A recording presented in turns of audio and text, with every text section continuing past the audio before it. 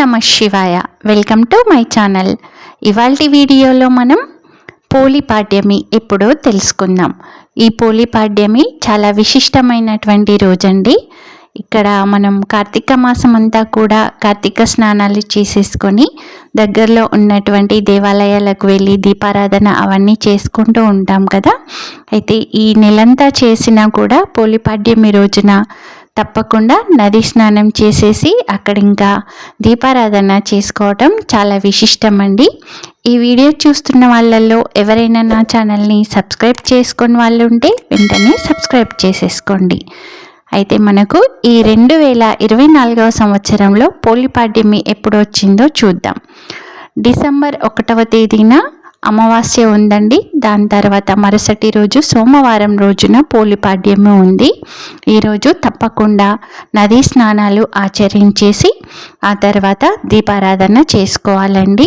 శివాలయాల్లో కృష్ణాలయాల్లో దీపారాధన చేస్తే చాలా అంటే చాలా మంచిది.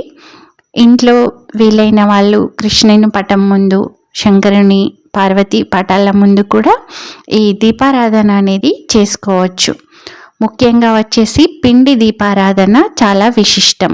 అయితే నదిలో దీపాలని వదిలే వాళ్ళు పిండి దీపారాధన చేసుకోవచ్చండి. ఎందుకంటే ఈ పిండి దీపాలు అనేటివి నీటిలో కరిగిపోయి అందులో ఉన్నటువంటి జీవులకు ఆహారంగా ఉపయోగపడతాయి కనుక పిండి దీపారాధన కూడా చాలా అంటే చాలా శ్రేయస్కరం.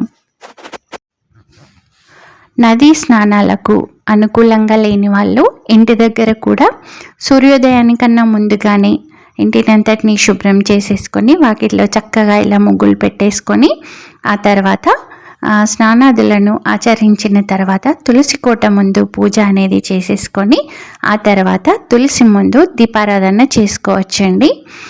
మామూలుగా ఏదైనా ఒక ప్లేట్ లాంటిది తీసుకొని దాంట్లో శుభ్రమైన నీటిని ఉంచేసుకొని పసుపు కుంకుమ అక్షింతలు వేసి తర్వాత ఆ ప్లేట్లో ఉన్న నీటిలో మనం నదిలో ఎలా అయితే దీపాలను వదులుతామో అలానే ఆ ప్లేట్లో కూడా దీపాలను వదిలేసుకోవచ్చండి.